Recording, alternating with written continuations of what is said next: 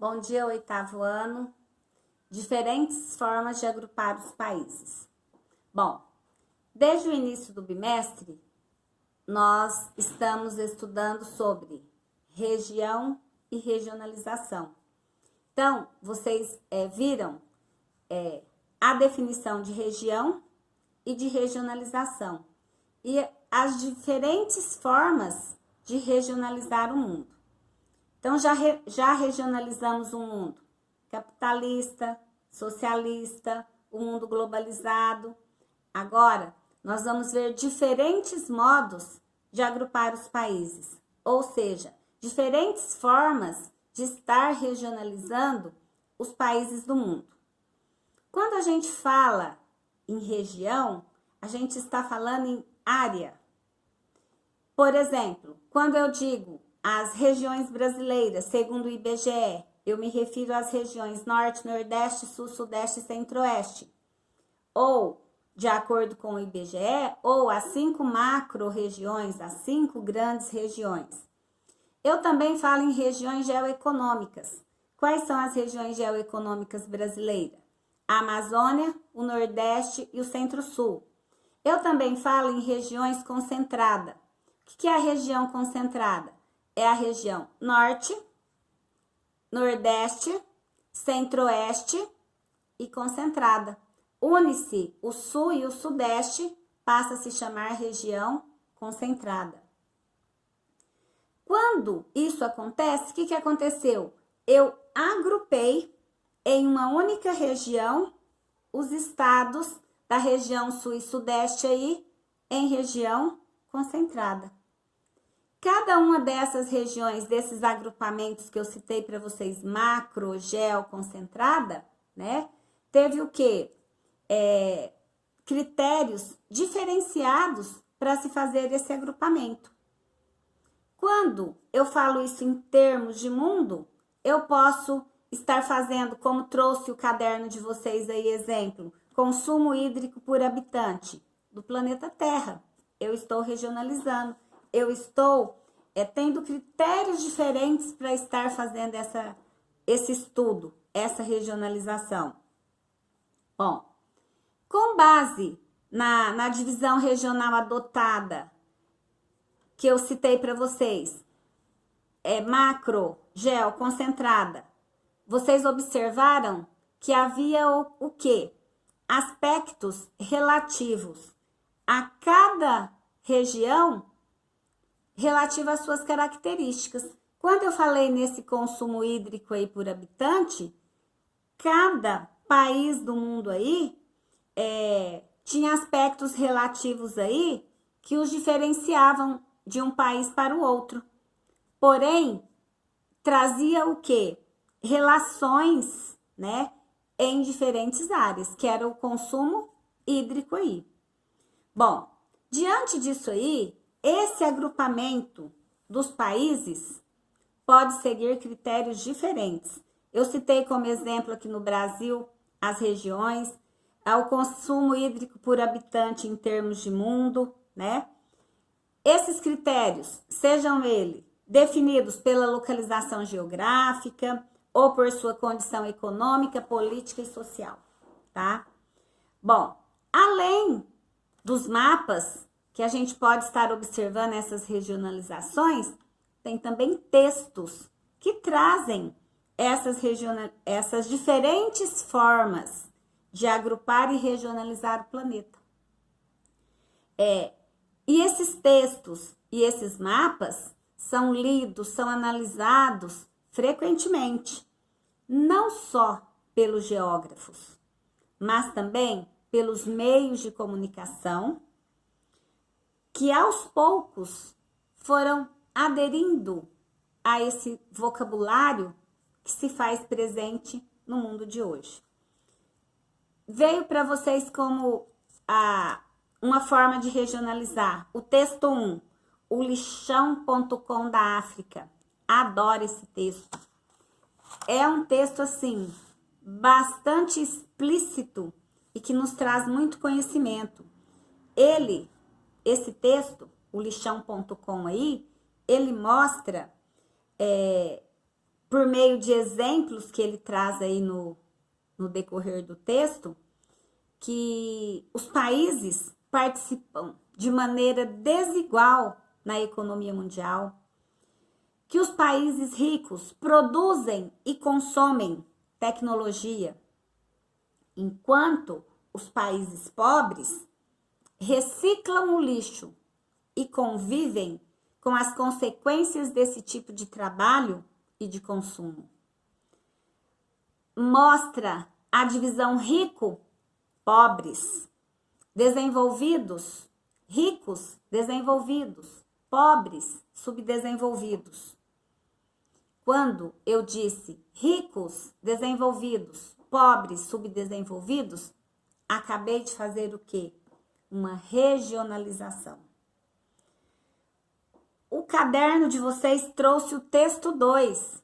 O texto 2 fala: Brasil melhora IDH em 2014, mas cai uma posição no ranking mundial. Outra forma de regionalizar o mundo por meio de textos, né? Tá? Esse texto aí tá mostrando o quê?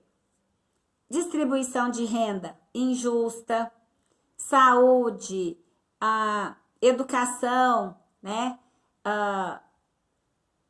Fazendo com que, né, tenha as piores expectativas em relação a esses 3 indicadores aí do IDH, tá? Então, vai mostrar uma qualidade de vida ruim.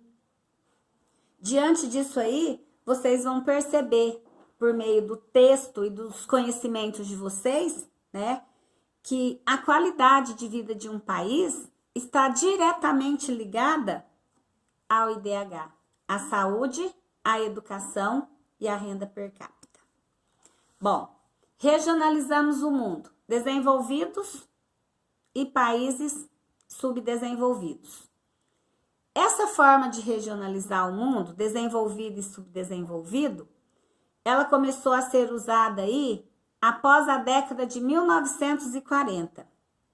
Esses 2 termos aí, desenvolvidos e subdesenvolvidos, passaram a ser usados para designar o quê? As grandes diferenças econômicas. Como assim as grandes diferenças econômicas? Antes não era metrópole, colônia. A metrópole, rica, desenvolvida. As colônias, pobre, subdesenvolvidas. Olha que paralelo claro, tá?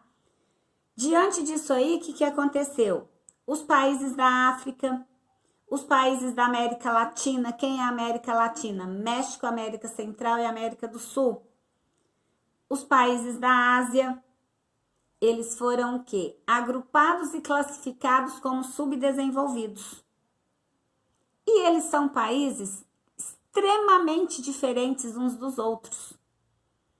Seja por suas condições naturais, sejam por suas condições sociais, políticas e econômicas. Mas agrupou-se tudo como subdesenvolvido. Isso por conta do quê? Por conta de um passado colonial de exploração que esses países tiveram. Do México para baixo, colonização de exploração, pobre, subdesenvolvido. Quem na América teve colonização de povoamento? Canadá e Estados Unidos, rico, desenvolvido. É uma forma de regionalizar o mundo.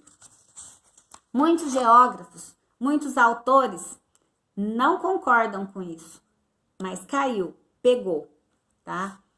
Outra forma, países do norte, países do sul. Norte rico, sul pobre. Essa divisão não tem nada a ver com divisão geográfica. Até por conta que os países do norte, quem são os países do norte? Na América, Canadá e Estados Unidos. Atravessa o oceano, vai lá, pega toda a Europa. Toda a Europa. Aí vai na Ásia, pega o Japão. Aí desce lá embaixo, no sul, e pega a Austrália e a Nova Zelândia. Então, geograficamente não tem nada. Por quê? para pegar o rico, desceu aqui no sul e pegou a Austrália e a Nova Zelândia. Então, é mais uma regionalização injusta. Países do norte rico, países do sul pobre. Onde se encontra a Austrália e a Nova Zelândia? No sul. E passa nessa regionalização aí como países do norte, tá? Diante disso aí, essa divisão aí, países ricos, países do norte ricos, países do sul pobre, né? É uma nova terminologia, nada a ver com localização geográfica, tá? Porém, eles colocam que são as questões econômicas que agrega esses países aí, países do norte, países do sul, certo? Ainda sobre países do norte, países do sul, temos que ressaltar, né, que eles também colocam países do norte desenvolvidos, capitalistas, ricos, países do sul pobres, subdesenvolvidos, são capitalistas também, tá? Porém, pobres. E eles colocam que no subdesenvolvido, as desigualdades sociais são mais fortes, são mais acirradas, tá? Então, a desigualdade social é mais presente. O crescimento demográfico, que é o crescimento demográfico? O crescimento da população, alta taxa de natalidade, população jovem, tudo que vocês já sabem sobre isso, tá? Insuficiência alimentar, matéria-prima, setor primário bastante presente na economia de alguns países, né? Um terciário abarrotado, exacerbado, tá? Diferentes potencialidades produtivas, diferentes políticas sociais, econômicas dentro desses países aí considerados países do norte rico, países do sul pobres, tá? Boa aula, até a próxima aula.